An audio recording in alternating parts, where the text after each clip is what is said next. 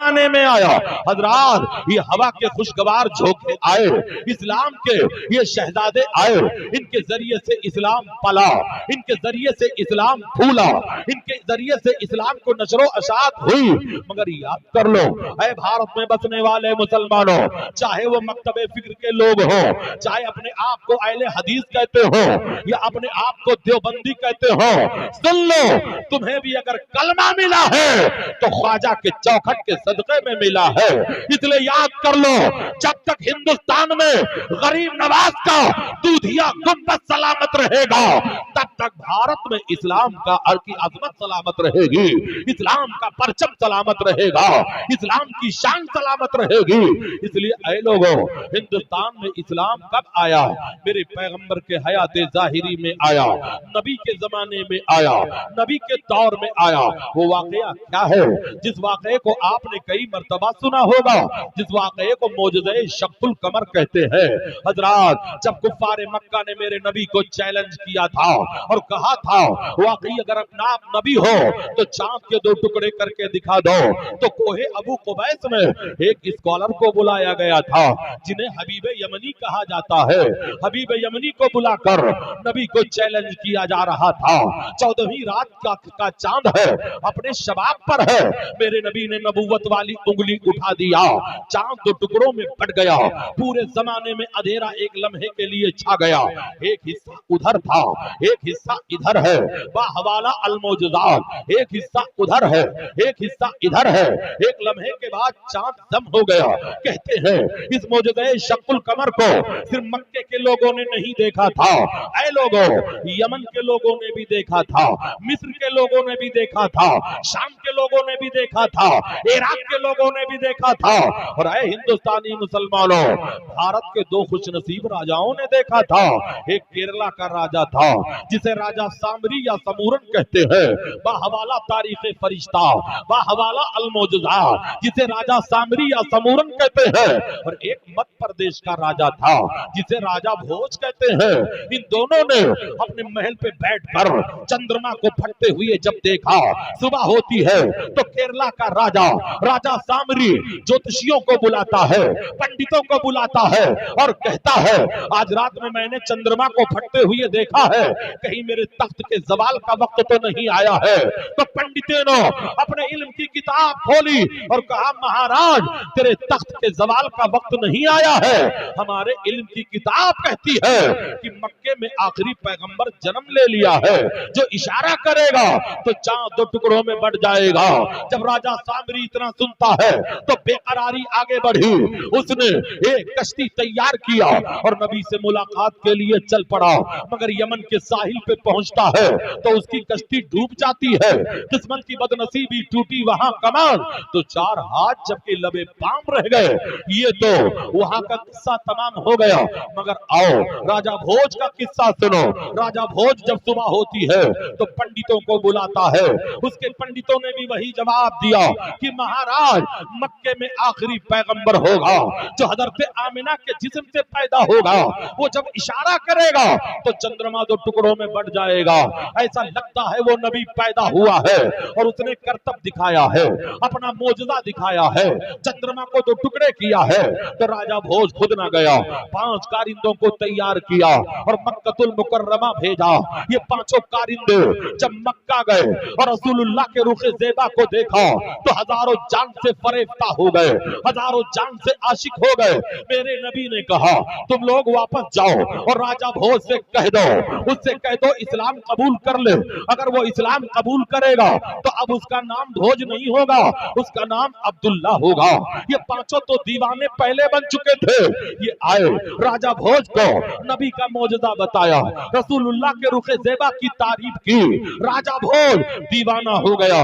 दरियाए चमेली के किनारे आज भी उसके महल के खंडरात मौजूद है, जहां मैंने 4 मर्तबा हाजिर होकर राजा भोज की कब्र पे फातिहा पढ़ा है। राजा भोज वही महल को छोड़ता है और जंगल में आकर के कहता है, ऐ जमीन और आसमान के खुदा, गवाह हो जाओ, हमने बुत परस्ती को छोड़कर तेरे पैगंबर का कलमा पढ़ लिया है। जब तक बिके न थे तो कोई पूछता न था, तूने खरीद कर मुझे अनमोल। नारे तकबीर।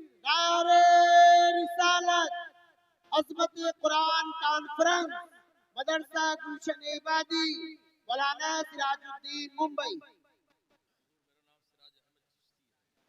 माशाअल्लाह, ये हमारे मोहब्बत करने वाले हैं। ये उलमा ऐसे मुखलिस उलमा खुदा की कसम कभी कभी मिला करते हैं। सिराज चिश्ती कभी चापलूसी करता ही नहीं है, जो रियल है रोकड़ा रोकड़ा सुना के जाने की कोशिश। ऐसे मोहब्बत करने वाले लोग कम मिला करते हैं, और हम लोग इतराए नहीं कि हम हवाई जहाज से उड़ रहे हैं। मेरे बाप के पैसे से नहीं, इसी कमेटी के पैसे से उड़ा करते हैं। लोग बड़ी बुकरातियां करते हैं, बहुत शान दिखाते हैं, तो याद कर लो कान खोल कर, यही उलमा नेटवर्क है। ये जोड़ना भी जानते हैं, तोड़ना भी जानते हैं। अपनी औकात मत भूला करो। खुदा अगर तुम्हें इज्जत दे दी है तो संभालने की कोशिश किया करो। मिट गए मिटते हैं मिट जाएंगे आदा तेरे, ना मिटा है ना मिटेगा कभी चर्चा तेरा। फानूस बन के जिसकी हिफाजत हवा करे, वो शम्मा कब बुझे जिसे रोशन खुदा करे। और ऐ मुसलमानों, ये उलमा जिनके बारे में मेरे पैगंबर ने फरमाया है, आलिम दीन रुए जमीन पर अल्लाह का मुकर्रर करदा बादशाह हुआ करता है। और इन उलमा को मामूली मत समझो, जिनके लिए समंदर की मछलियां दुआ करती हैं, जिनके लिए जमीन की चींटियां दुआ करती हैं, यही उलमा हुफाज कुर्रा है। जब अपना इल्म सीना तुम्हारे बच्चों के सीनों में मुंतकिल करते हैं, तब तुम्हारे घरों में कुरान की तिलावत की बहार आती है, तब तुम्हारे बच्चों को इस्लाम का कलमा नसीब होता है। और बड़ी जिम्मेदारी के साथ ऐलान कर रहा हूं, इस्लाम अगर महफूज है तो इन्हीं उलमा के कदमों की बरकत से महफूज है। इसने इन आलिमों को मोहब्बत का सौगात पेश किया करो। लेकिन भाई लोगों ने लॉकडाउन में खूब बदला लिया, कहीं पगार घटाकर बदला लिया, कहीं मस्जिदों से निकाल कर बदला लिया, कहीं टिफिन घटा करके बदला लिया। यहाँ की बात नहीं करता, मैं पूरे भारत की बात कर रहा हूँ। मगर याद कर लो, कान खोल करके दुनिया वालों सुन लो, तुम 50,000 सैलरी लेते रहो, मगर जिस हुस्न खूबी के साथ ये 10,000 वाला मौलवी अपने बच्चों की परवरिश करता है, वो तुम नहीं कर सकते हो। इसलिए कि अल्लाह ने इसमें बरकत रखी है। अल्लाह ने इनके एक एक निवाले के सदक़े में अल्लाह सदक़े का सवाब अता फरमाता है। इसलिए आलिमों की कदर करो, अपने बच्चों को आलिम बनाओ, अपने बच्चों को हाफिज बनाओ, अपने बच्चों को क़ारिए कुरान बनाओ, अपने बच्चों को कम से कम इतना पढ़ाओ कि मरने के बाद तुम्हारा बच्चा किसी का मोहताज ना हो, तुम्हारी कब्र पे हाजिर होकर फातिहा पढ़ लिया करे। नबी से प्यार करने वालों, नबी से इश्क करने वालों, नबी से मोहब्बत करने वालों, अब आओ अज़मत कुरान के हवाले से मैंने थोड़ी देर गुफ्तगू की है। आज ताली से ताली में निस्वा का बड़ा खुमार चढ़ा हुआ है। उलूम असरी के दिल दादा बनने वाले अपनी बेटियों को आजादी दे रहे हैं। हजरात, अपनी बेटियों को कुरान की तालीम दो, अपनी बेटियों को हदीस की तालीम दो, ताकि जब तुम्हारी बेटी कुरान की तालीम लेकर के आगे बढ़ेगी और अपने शौहर के घर जाएगी, तो अल्लाह इसके घर में वक्त का सलाहुद्दीन अय्यूबी पैदा करेगा। अल्लाह उसके घर में मोहम्मद इब्ने कासिम जैसा मर्द मुजाहिद पैदा करेगा। अल्लाह उसके घर में हजरत औरंगजेब आलमगीर जैसा मुजद्दिद पैदा करेगा। आज नई जनरेशन हजरत आलमगीर पर कमेंट करती है, मूवियों को देखकर, लिटरेचर को पढ़कर, काफिरों के प्रोपेगेंडे को सुनकर हजरत औरंगजेब आलमगीर को माजल्ला मुसलमान बच्चे माजल्ला लुटेरा कहने के लिए जिनकी जसारत कर रहे हैं।